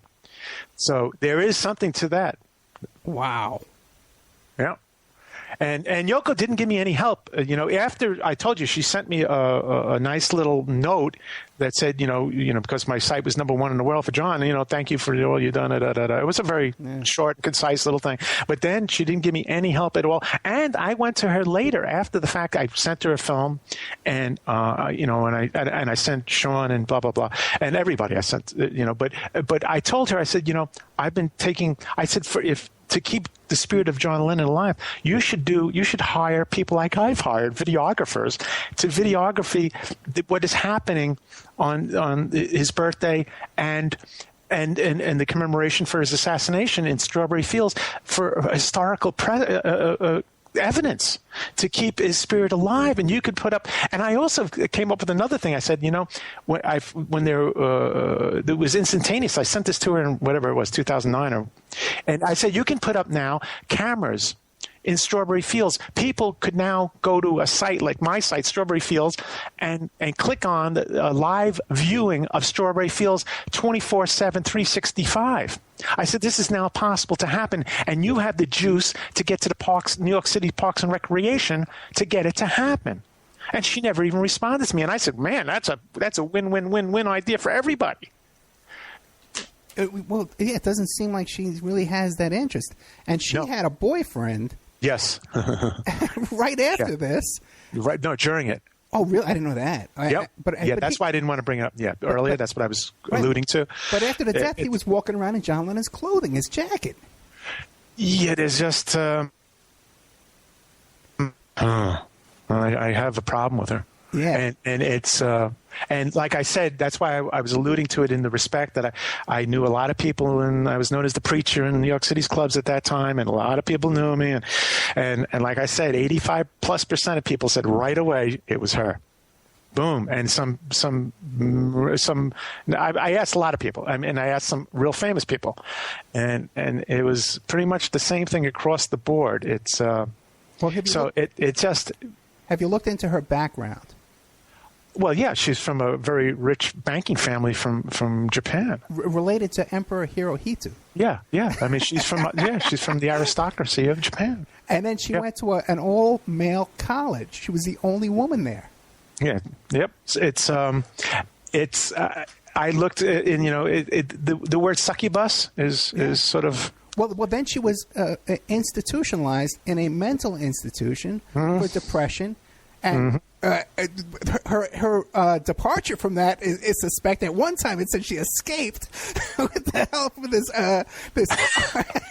She's an escaped mental patient. You can't find that anymore, by the way. But I know I saw it because I've been repeating it for a long time.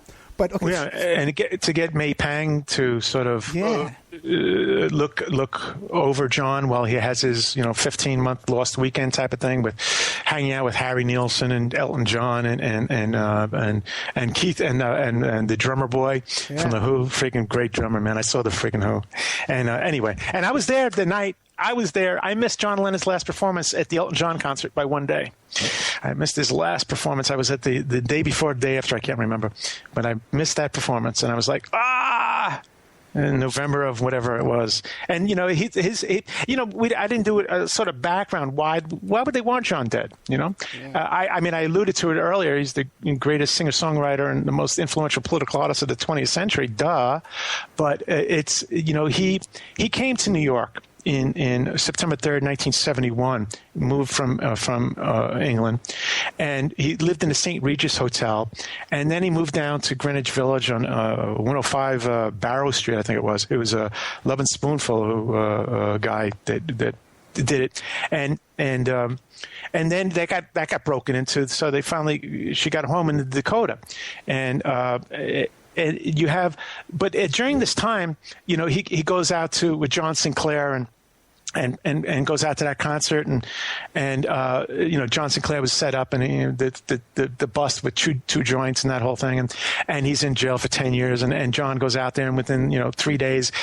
The Michigan Supreme Court overturns his freaking decision, and all of a sudden Strom Thurmond gets all pissy and writes a letter to J. Edgar Hoover, and it goes up to Nixon, and all of a sudden the FBI is tailing him. Not only tailing him, but they have the wiretap, and they did the same thing to me. I was one of the first writers on 9/11, huh? And they did the same exact thing. They tapped my phone by going click, click, click, click. Every 20 seconds to try to put fear into me. And it's like, hey, kids, I should be dead 10 times. You're not going to scare me. But John said the same thing, and I hearkened back when it happened to me in late 2001, because I put my piece out, My Country Right or Wrong, questioning September 11th within 41 days, a major piece. Anyway, so and they were harassing him to make sure he knew his phone was being tapped, he was being followed, and all of this, and then they were trying to get him on immigration, INS. They said, oh, that's the way we can get him, and so that whole thing was all bull too, and he got one of the best lawyers, and Leon Wilds, I believe his name is, and he kept on getting 60-day reprieves. But during this time, and it was harkened back why they were going to kick him out, because he had a 1968 drug offense in England. And he was he was in somebody's home. It was Ringo's place, I believe.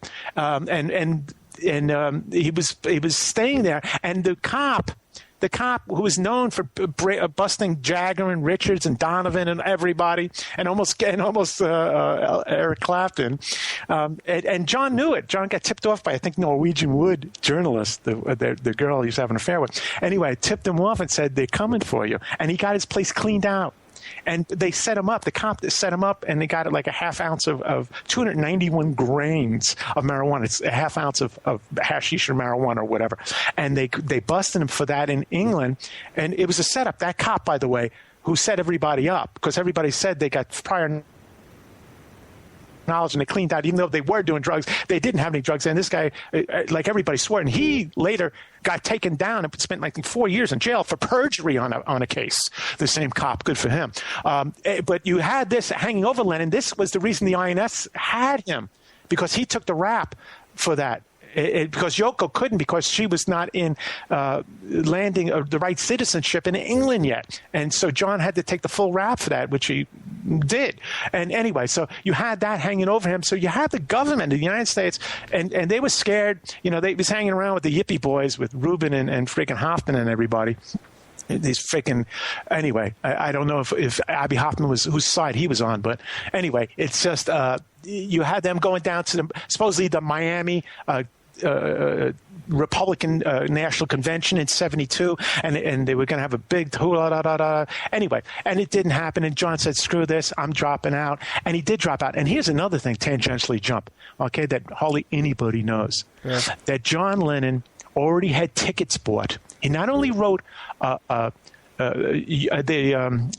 Japanese, what was it? I can't remember the name off the top of my head. It was a union out in the fish, out in California, in San Francisco, and L.A. And Yoko's, a relative of Yoko's, was like the foreman for the union, and the Japanese weren't being paid the same as the Caucasian workers, and and so John, who didn't get really involved in political matters for 7 years, all of a sudden wrote this letter and had tickets already purchased to go out to his first rally, and he was going to leave supposedly on December 12th, that Friday. Okay, now the powers that be know this. The powers that be, what I said earlier, are now a new right wing. And who's the freaking guy that who had the most to gain when Hinckley shot him on March 30th? Well, it was the CIA boy George Herbert Walker Bush who helped set up the Bay of Pigs and had the freaking audacity to name the ships Houston and Barbara, and named the freaking Operation Zapata after his oil company, and after the two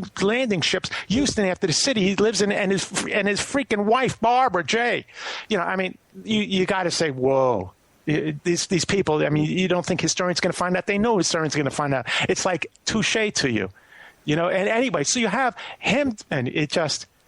All of this, it's just intertwined in this evil, deceitful, and people. The thing that gets me, and you have this coming out, and you have people like me putting my neck on the guillotine for this kind of stuff, and people like buy the story. You know, they just buy the story. Oh, he's a lone crazy nut. Yeah, okay. But I'll tell you another thing. I was there that night for longer than anybody. Like I said, for 9 hours, and it was warm. It was, like I said, the warmest, December 8th. I think ever on record, 64 degrees that day, and it was warm all night. And it got cooler, but it was still very warm for that time of year in New York. And the words to describe, I saw grown men come up at 4 o'clock in the morning when there was only dozens of people there, and just start crying. I mean, just start weeping, openly weeping. And just, I saw, it was, the one word that I would say, it was a resignation. People realized, and I talked to a lot of people that night, and people said, oh man, this was an assassination. Yeah.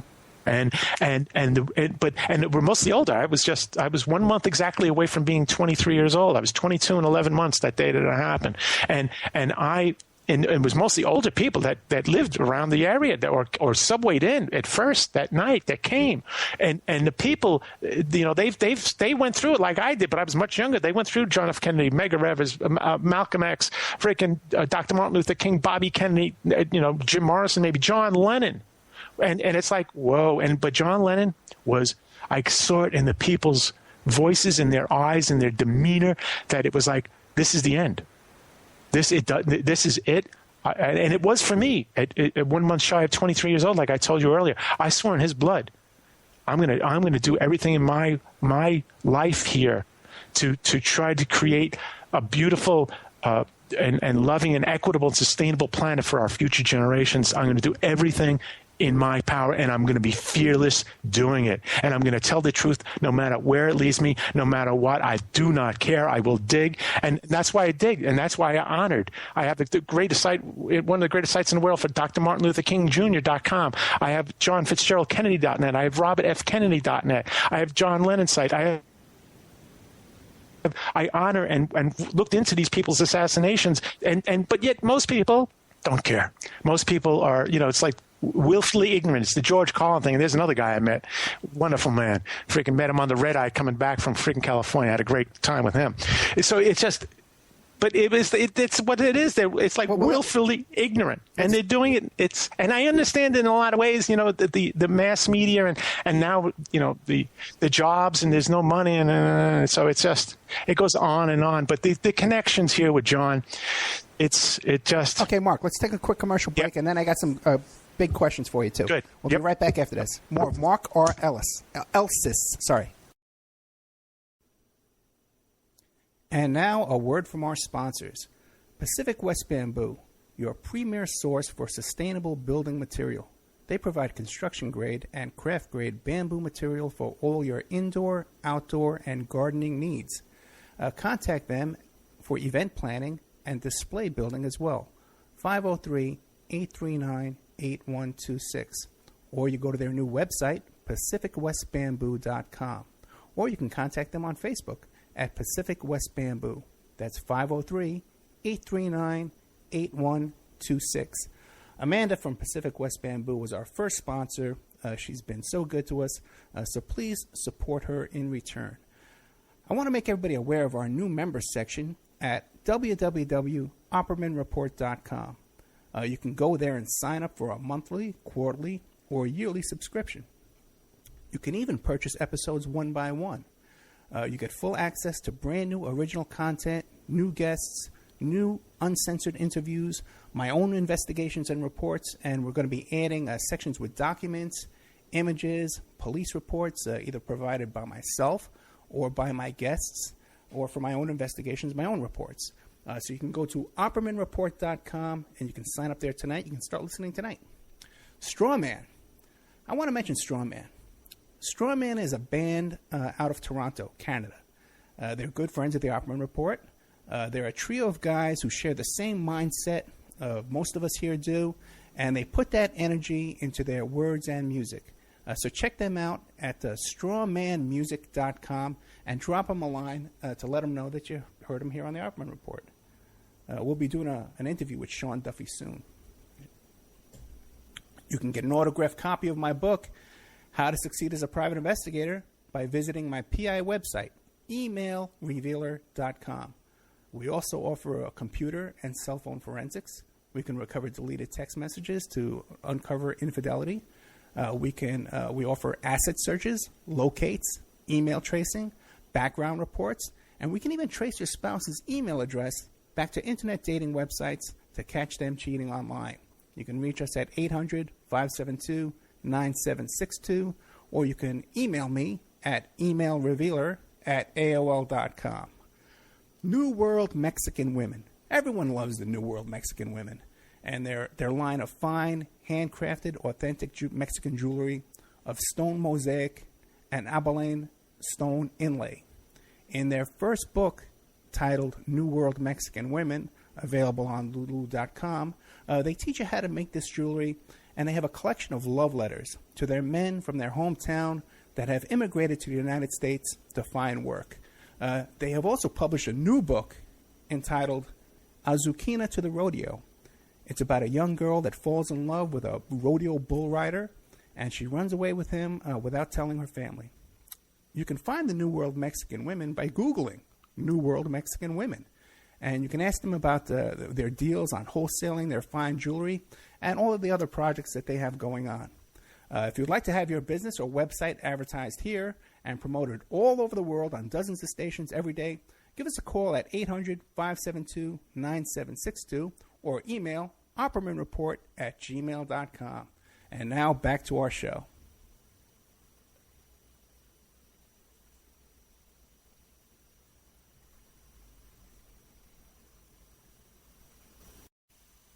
Welcome back to the Opperman Report. We're here with Mark R. Elsis. I want to remind everybody about our newest sponsor, MichiganMushrooms.net. They offer the highest quality chaga mushrooms available anywhere, picked fresh from the healthy live trees in Michigan's Upper Peninsula, sun-dried and quickly shipped to you. Check out MichiganMushrooms.net, or you can go to their Facebook page, Michigan Mushrooms LLC. So, Mark, a couple of quick questions for you. I just want to add one more thing, and then you can ask me any questions. There was one other thing. Here's John coming out of retirement. Not only rallies, not only a new album, but he was going on tour. A one world, one people major tour that was set to start in May of 1981. Okay, so this is as this new right-wing administration is coming in, and I mentioned prior that all of a sudden Reagan gets shot. Who has the most? Who gains from that? Who gains from John Lennon's assassination? It was like on July 2nd, 1971. If you had to say who the top 5 people the United States government wanted to whack, well, Jim Morrison would be on that list. On December 7th, 1980, if there was a list of 5 people that the United States government wanted to whack, John Lennon would be on that list. Go ahead. Okay, well, then that kind of takes me back to something else. Because you said you were on Maria Heller's show all the time. What do you make then of Dave McGowan's theory that all of this stuff I don't. I don't subscribe to it. Okay. There's some of it, yes, it's true. It's just that people.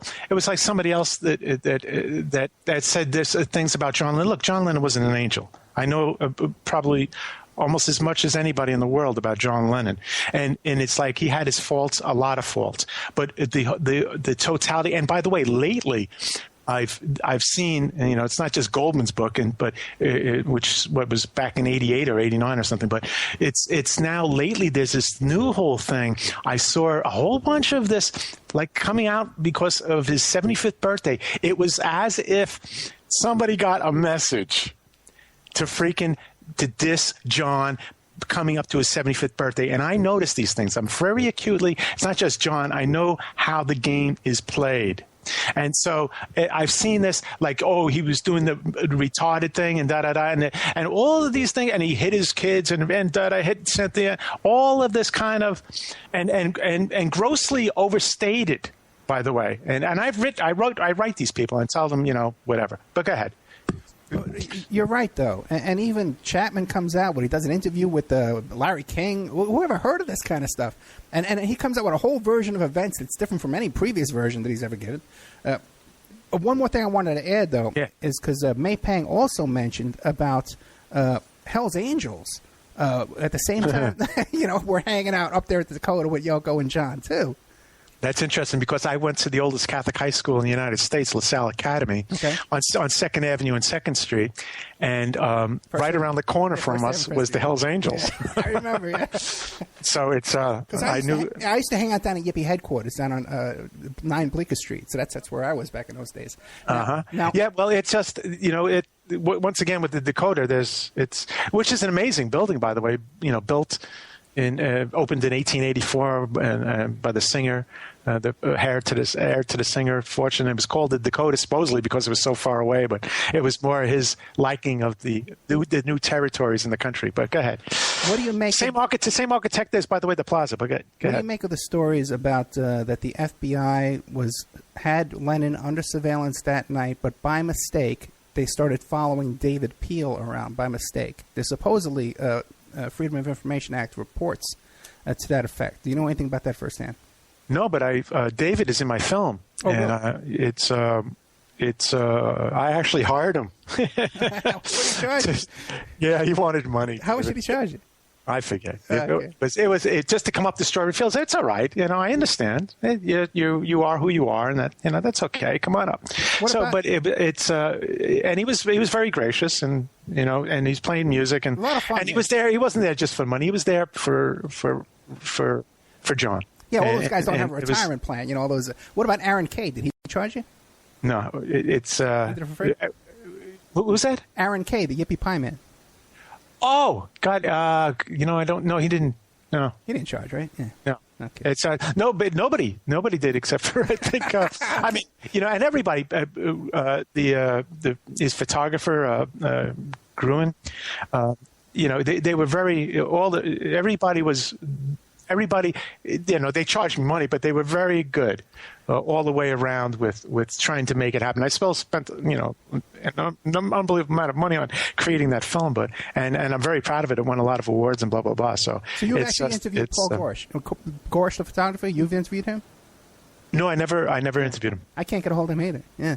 Now Nope. What about, the Elliot Mintz? Yeah, well, it's... what do you make of that story? I always found people that were sort of like Elliot to just... I don't know what to make of it, actually. It's... when you have a statue of John Lennon, it's like, who do you trust type of thing, right? And everybody always wants a piece of you. There was the other guy that sued me, and he sued me in federal court. It was Don Henley, anyways, that's the long story, but I'm not going to. But there's always pieces taken out of these people, and Henley called me up and cursed me out, and I was like, Don, I sent you a letter saying I'm giving it to you, and he was a real. Oh, man. Anyway, but I understand that you have these people always taking pieces of you and that kind of thing, and it's a shame that you have to. That's why he was in seclusion. I mean, he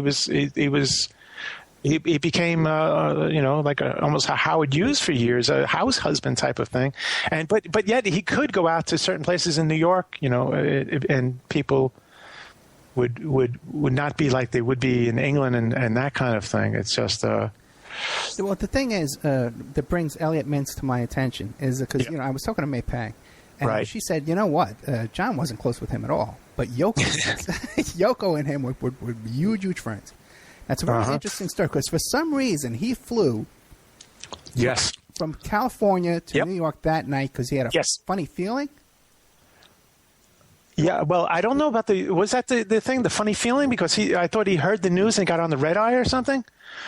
Is that because it's 3 hours earlier, so he could catch the red eye, which is where I met George Carlin coming back from L.A. after he did his first Friday Night Live out in L.A. But even Mintz himself says that he had the phone number for the guard shack, And very interesting, though, is that because even he himself, there's some interviews. He has his own website right now that you can go on and listen to stories he tells. Well, and you had John also the whole lead up to the thing. He went to Bermuda, where I was created, and I've been to Bermuda a few times. I almost died. I've almost died 10 times, and one of them was in Bermuda. I came within nothing of being run over by a car in Bermuda after I flipped over on one of those mopeds.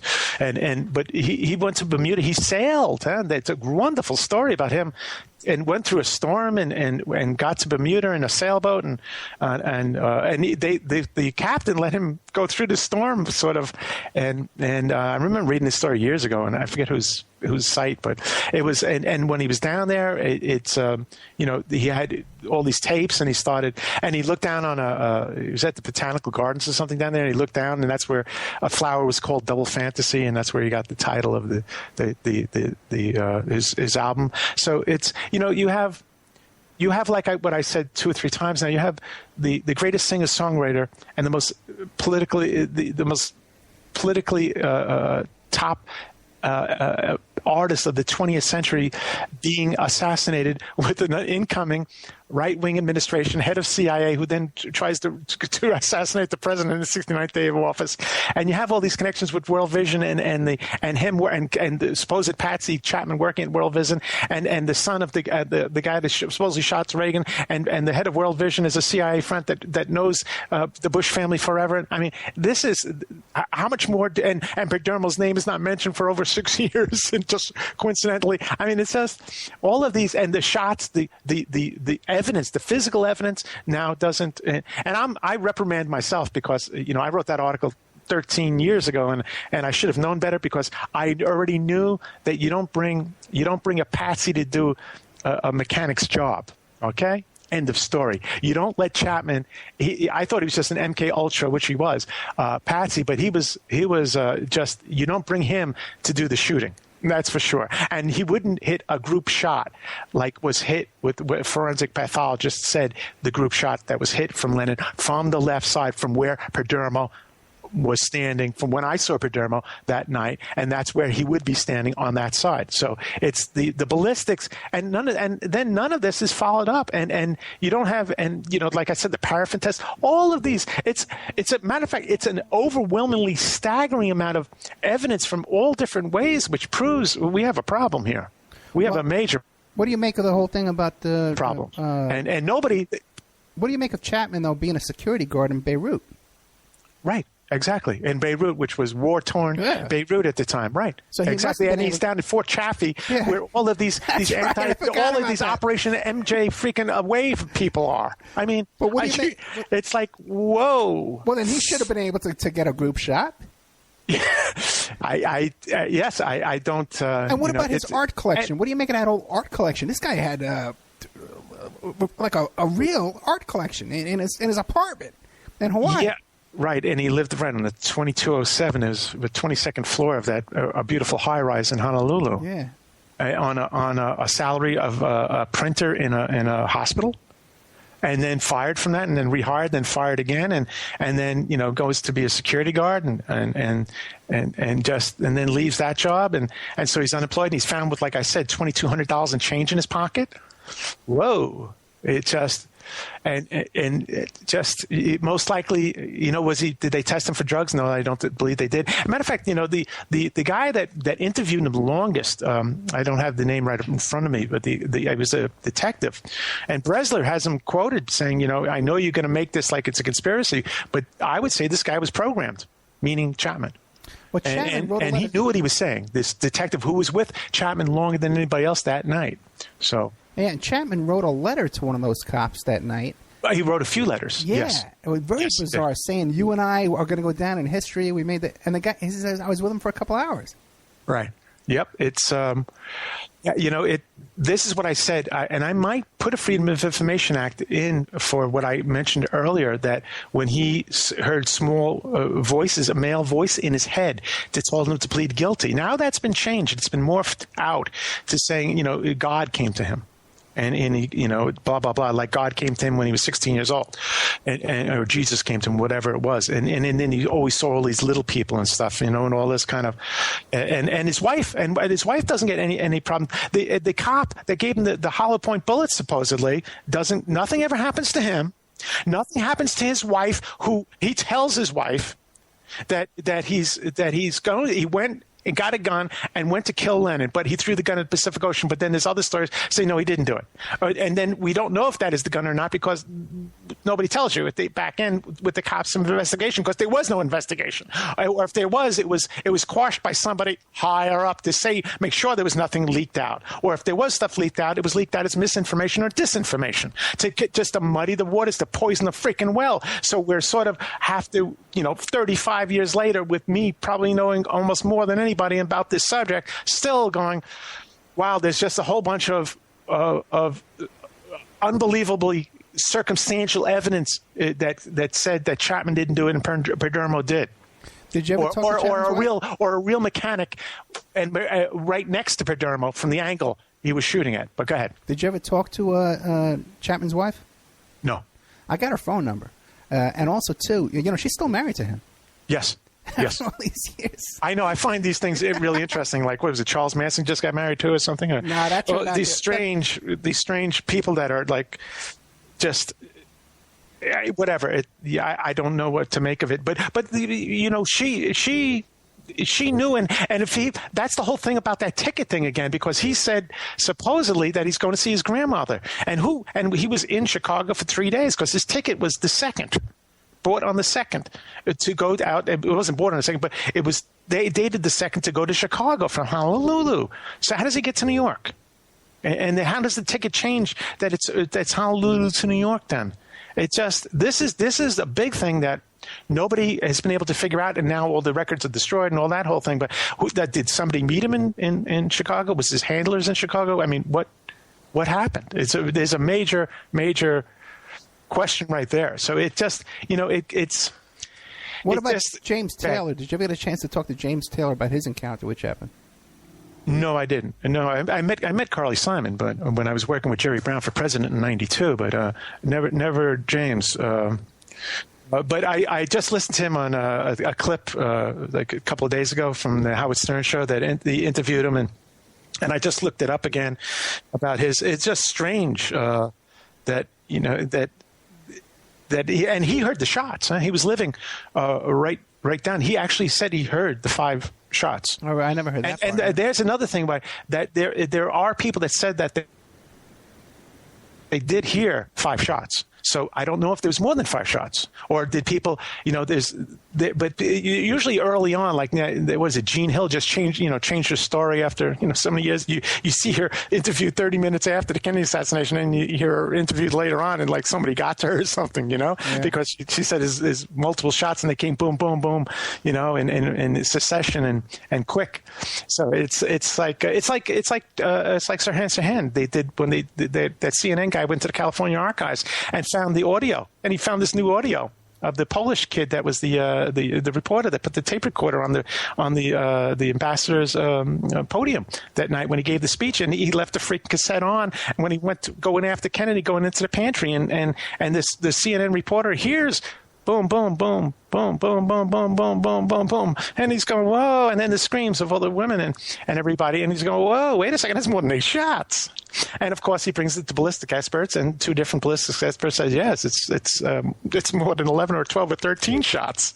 And they're fired so close together, 2 of them, that it can't be humanly possible. So you have, and of course, and you have Pepper can't get up a new trial for Sirhan, and all this, the things that went on with Bobby Kennedy in '68, and that, I mean, and all of these cases. This is what I mean. It's not just John Lennon. You go back to the Kennedy's assassination and the Zapruder film. I mean, the Warren Commission, the whole cover up of that, and Dr. Martin Luther King, who, by the way, had a jury, and they convicted him, which it was the jury that nobody went to. And James Douglas, who did JFK and the Unspeakable, unbelievably good book, but he sort of comes to anyway. But you have him. There's no reporters there except for the last day the New York Times reporter shows up in like the trial of the century, and then you have Bobby Kennedy and the whole charade that was, and then you have John Lennon, and all of these things have the same thread through them all, that it's all BS, and it's not even good BS. It's insulting to me, and I've been saying this for 15 years. It's like these people, they can't even cover it up right. It's insulting to anybody that really goes into it and really starts investigating it with a deepness to it, because people like me, because John meant a lot to me. He was like standing up for peace and love, and everything that I saw was right. While I see the rest of the world going to hell. It's the same thing with Jim Morrison. There was 2 people I almost used the word idolized when I was young. It was John Lennon and Jim Morrison, and they both got whacked. And Jim Morrison is a whole nother strange bunch of strange stuff about how he got set up in Miami, huh?